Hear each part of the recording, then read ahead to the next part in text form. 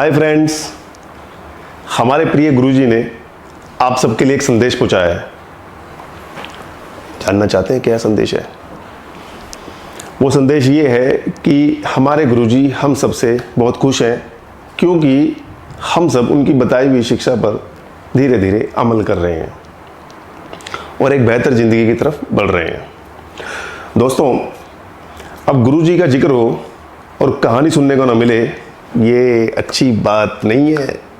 तो चलिए सुनते हैं। हुआ यूँ कि गुरुजी को फिर एक सभा में प्रवचन के लिए बुलाया गया और जैसा कि आप सब जानते हैं, हमारे गुरुजी की कितनी अच्छी आदत है कि वो सभा में आए हुए सभी लोगों के लिए भोजन का प्रबंध करते हैं ताकि कोई भी उनकी सभा में से प्रवचन खत्म होने के बाद भूखा ना जाए। अब उन्होंने क्या किया, एक तरफ खाने का प्रबंध कर रखा था और एक तरफ पूरी सभा आयोजित थी।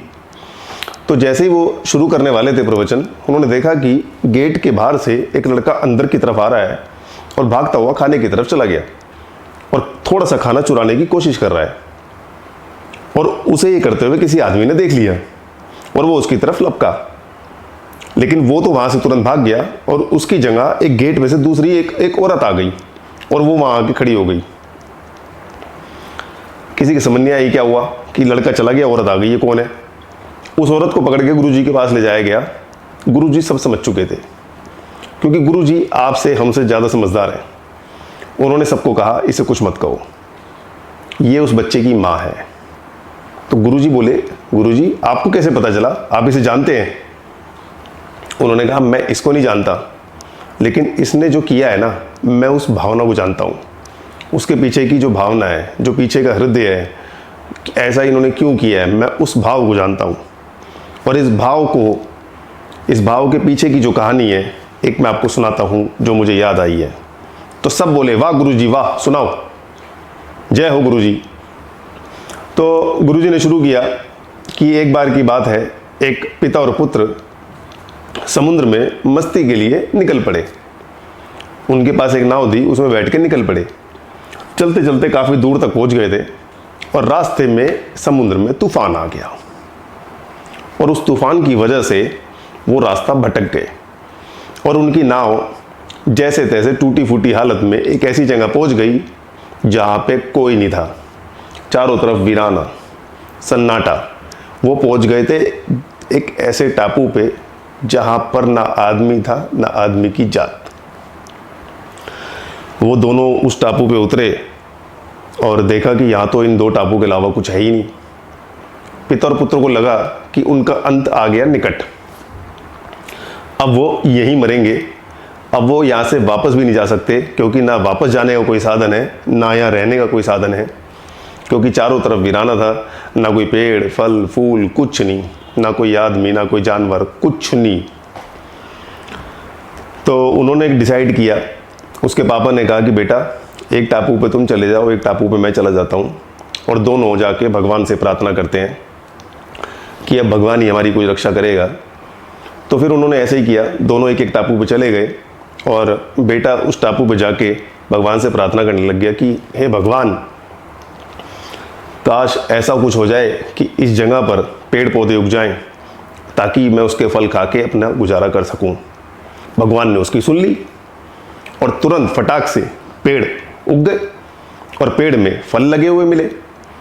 वो बहुत खुश हुआ, उसे लगा भगवान ने तो मेरी सुन ली। फिर उसके मन में एक ख्याल हो रहा है, उसने भगवान से दूसरी इच्छा मांगी। उसने भगवान से कहा, भगवान एक सुंदर स्त्री भेज दो ताकि मैं उसके साथ अपना परिवार यहाँ बसा लूँ और मेरे को कोई टेंशन ना हो। भगवान ने उसकी सुन ली, फटाक से एक लड़की, सुंदर सी लड़की दे दी। वो खुश, उसे लगा भगवान तो मेरी मान रहा है, अब क्यों ना मैं यहाँ से निकलने वाली इच्छा भगवान से मांग लूँ कि मैं यहाँ से निकल जाऊँ। उसने कहा, भगवान कोई ऐसी व्यवस्था कर दो, कोई ऐसी नाव भेज दो जिससे मैं यहाँ से निकल सकूँ अपनी पत्नी के साथ। भगवान ने उसकी सुन ली, तुरंत समुद्र में नाव प्रकट हो गई। वो बहुत खुश हुआ, वो अपनी पत्नी को ले जाके, उस लड़की को ले जाके जिसको उसने मांगा था, नाव में बैठने लगा।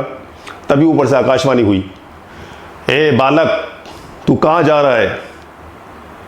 वो कह रहा है कि भैया भगवान मैंने आपसे जो मांगा था वो मुझे मिल गया, मैं जा रहा हूँ।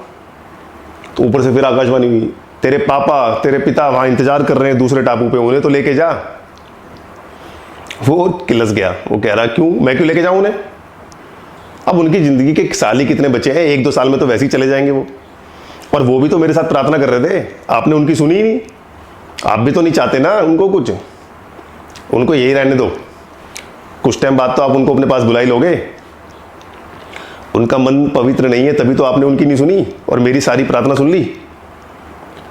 तो ऊपर से बिजली कड़की, भगवान को बड़ा गुस्सा आया कि हे बालक, तू क्या कह रहा है? तुझे पता है तेरे पापा ने क्या मांगा था?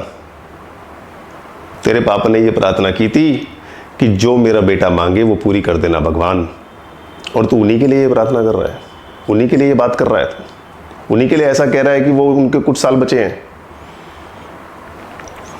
दोस्तों, फिर गुरुजी ने कहा कि देखा आपने, ये माता पिता ही होते हैं जो हम पर आई हुई अधिकांश मुसीबतें अपने सर झेल लेते हैं। जब भी उन्हें कुछ अच्छा करना होता है, उनके पास एक ऑप्शन होता है कि वो अपना अच्छा करें या अपने बच्चों का, तो वो हमेशा अपने बच्चों का अच्छा करने का सोचते हैं, अपना नहीं। दोस्तों, इस दुख रूपी वर्षा क्यों ना, इस दुख रूपी वर्षा से हम अनगिनत बार बचे हैं। पता है क्यों बचे हैं? क्योंकि हमारे पेरेंट्स ने ना हमेशा हमारे ऊपर अपने आशीर्वाद की छतरी रखी है। आपको पता भी नहीं चलता कि कितनी मुसीबतें जाने अनजाने आपके ऊपर से ऐसी टल जाती हैं।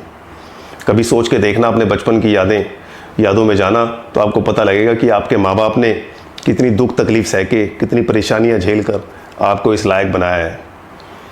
और जब आप बड़े हो जाते हो तो आप उन्हीं की तरफ ध्यान नहीं देते। दोस्तों, माँ बाप से ही जन्नत है, माँ बाप से ही ये कायनात है, माँ बाप के बिना कुछ नहीं। और एक मुझे बात याद आती है, वो कुछ इस तरह है कि क्या जादू है आपके पैरों में, मैं जितना झुकता हूँ उतना ऊपर जाता हूँ। और दोस्तों, एक बात याद रखना, किसी ने रोज़ा रखा, किसी ने उपवास रखा, पर कबूल उसी का होगा जिसने माँ बाप को अपने पास रखा।